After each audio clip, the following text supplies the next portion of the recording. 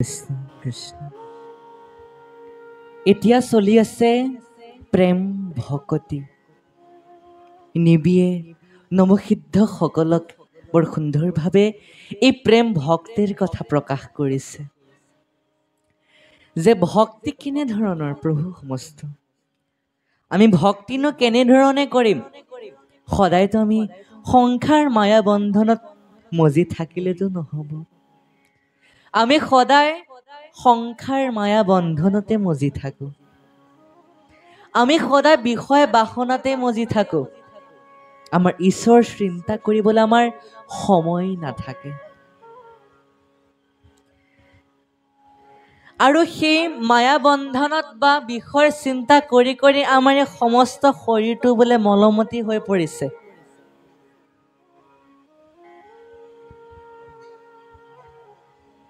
এই সমস্ত শৰীৰটো আমাৰ মলমতি হৈ পৰিছে শুদ্ধ হৈ থকা নাই পবিত্ৰ আমি সদায় ভাবো গা ধুই থাকো যেতিয়া পবিত্ৰ হৈ থাকো আমি প্ৰথম কথা আমি গা ধুলে কেতিয়া পবিত্ৰ নহওঁ পবিত্ৰ হওঁ কেৱল বাহিৰৰ খিনি আমি ভিতৰৰ খিনিও পবিত্ৰ কৰিব লাগিব আমি ভিতৰৰ খিনি কেনেদৰে পবিত্ৰ কৰিম ভক্তি ভাৱেৰে আমি কৃষ্ণ নাম নলেহে আমাৰ মন শুদ্ধি হ'ব মন শুদ্ধ হোৱা মানেহে আমি কৃষ্ণৰ চৰণত তেতিয়াহে শৰণ ল'ব পাৰিম আমি তেতিয়াহে কৃষ্ণৰ চৰণত শৰণ ল'ব পাৰিম যেতিয়া আমাৰ মন শুদ্ধ হ'ব আমাৰ হৃদয় শুদ্ধ হ'ব আমাৰ হৃদয় খোলা বা শুদ্ধ হ'লেহে আমি সেই হৃদয়ত ভগৱন্তক স্থান দিব পাৰিম নহ'লে যদি লেতেৰা হৈ থাকে তেনেহ'লে ভগৱন্তই নিজেও নাহে আৰু স্থান দিব নোৱাৰো আমি নামঘোষাত কৈছে প্ৰবিষ্ট কৰ্ণ ৰন্ধ্ৰেণ স্বানং ভাৱ সৰুহম ধুনতি সমলং কৃষ্ণং চলিলচ্য যথা শৰৎ কৰ্ণ পথে ভকতৰ হিয়াত প্ৰবেশী হৰি দুৰ্বাসনা হৰে সমস্তই জলৰ যতেক মন যেহেন শৰৎ কালে স্বভাৱতে নিৰ্মল কৰে কি কৈছে ভগৱন্ত বোলে কৰ্ণ পথেৰে হৃদয়ত বিৰাজমান হৈ থাকে যদি আমাৰ হৃদয় এখন লেতেৰা হয় তেতিয়া বিৰাজমান হৈ নাথাকে কিন্তু যেতিয়া হৃদয় চাফা হৈ থাকে যেতিয়া আমি ভগৱন্তৰ গুণানুকীৰ্তন কৰি থাকো সেই সময়তে ভগৱন্তে হৃদয়ত বিৰাজমান হৈ থাকে আমি যদি বিষয় চিন্তা কৰি থাকো তেতিয়া কিন্তু ভগৱন্তৰ হৃদয়তো নাথাকে মনতো নাথাকে যিটো কৰ্ম কৰো আমি তাত গুৰুত্ব দি কৰিব লাগে ভগৱন্তক অৰ্পণ কৰি কৰ্মটো কৰিব লাগে আজিকালি এনেকুৱা হৈ পৰিছে কলিযুগটো যে আজিকালি ভগৱন্তক অৰ্পণ কৰি কৰিলেও কামটো কেতিয়াবা সফল নহয় প্ৰথম স্কন্ধত কৈছে সুত মুনিয়ে সনকাদি সকলে সুত মুনিক কৈছে যে হে সুত আমি কৰ্মবিলাক ভগৱন্তকে অৰ্পণ কৰি কৰো কিন্তু আমি সফল নহওঁ আমি জানিছো যে সেই কৰ্মটো আমাৰ কিবা অপৰাধ লাগিছে বা আমি সেই কৰ্মটো কৰিব পৰা নাই সেইবুলি আমাৰ ভাৱ হৈছে আচল কাৰণটো কি জানে তেখেতসকলে যে কৰ্মত সফল হ'ব নোৱাৰে আচল কাৰণটোৱে হৈছে ফলৰ আশা ফলটোৱে হৈছে আটাইতকৈ ডাঙৰ কথা ফলৰ আশা কৰিলে কেতিয়া কৰ্মটো কৰিব নোৱাৰে আচলতে দূৰদৰ্শী হ'ব লাগে আমাৰ ইতিহাসৰ কিতাপত আছে জাতীয় বিদ্যালয়ত পঢ়া কোনোবা আছে নেকি বাৰু সেই জাতীয় বিদ্যালয়ৰ সপ্তম শ্ৰেণীৰ ইতিহাসত আছে সেই কথা দূৰদৰ্শী নহ'লে ৰাজ্যখন কেতিয়াও চলাব নোৱাৰি দূৰদৰ্শী ভাবিব লাগে তেতিয়াহে চলাব পাৰি দূৰদৰ্শী হ'ব লাগে কিন্তু ফলৰ আশা কৰিব নালাগে যে এইটো কৰ্ম কৰিলে মই এইটো ফল প্ৰাপ্তি হ'ম সেইটো ভাবিব নালাগে দূৰদৰ্শী হ'ব লাগে যে এইটো কৰ্ম পাছত মই এইটো কৰ্ম কৰিম এইটো কৰ্ম পাছত মই এইটো কৰ্ম দূৰদৰ্শী হ'ব লাগে ফলৰ আশা কেতিয়াও চিন্তা কৰিব নালাগে শ্ৰীমদ গীতাত কৃষ্ণ অৰ্জুনক কৈছে কৰ্ম নিবাধিকাৰস্তে মা ফলেষু কদাচন মা কৰ্মফল হেতুৰ্ভুৰ মাতে সংগুষ্ঠ কৰ্মণি যে হে অৰ্জুন মই মনুষ্য কৰ্মতহে অধিকাৰ প্ৰদান কৰিছো, ফলত মই অধিকাৰ কেতিয়াও প্ৰদান কৰা নাই। যেতিয়া সেই মনুষ্য সেই ফলৰ উপযোগী হ'ব, তেতিয়া মই ফলটো নিজে প্ৰদান কৰিম। তেখেতসকলে নাভাবিলেও মই প্ৰদান কৰিম, নিবিচাৰিলেও প্ৰদান কৰে ভগৱন্তই। এইটো বস্তু নালাগে, তথাপি ভগৱন্তই প্ৰদান কৰিব।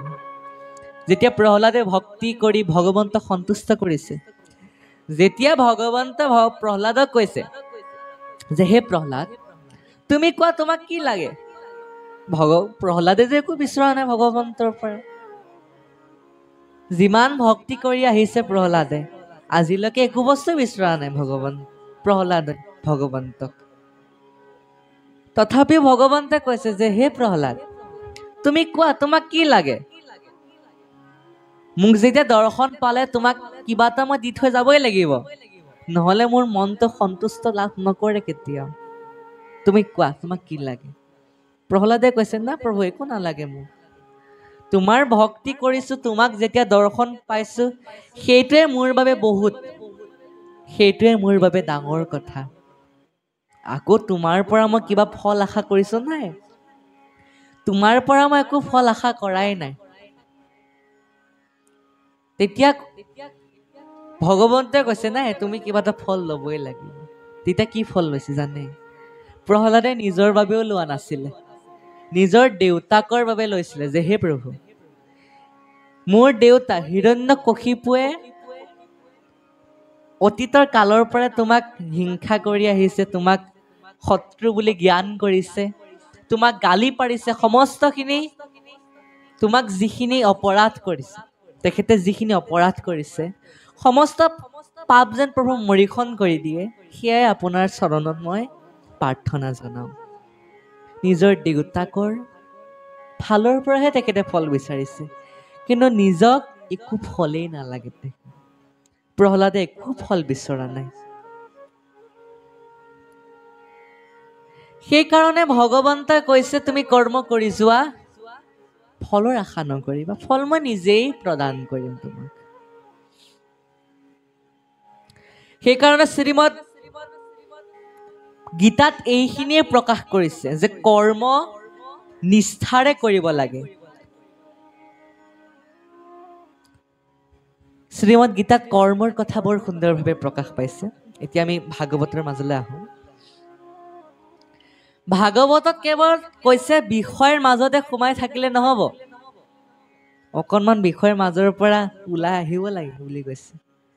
দিন ৰাতি মাক দেউতাৰ লগত, নিজৰ পত্নীৰ লগত যদি কেৱল আপুনি বিষয়ৰ কথাই পাতি থাকে,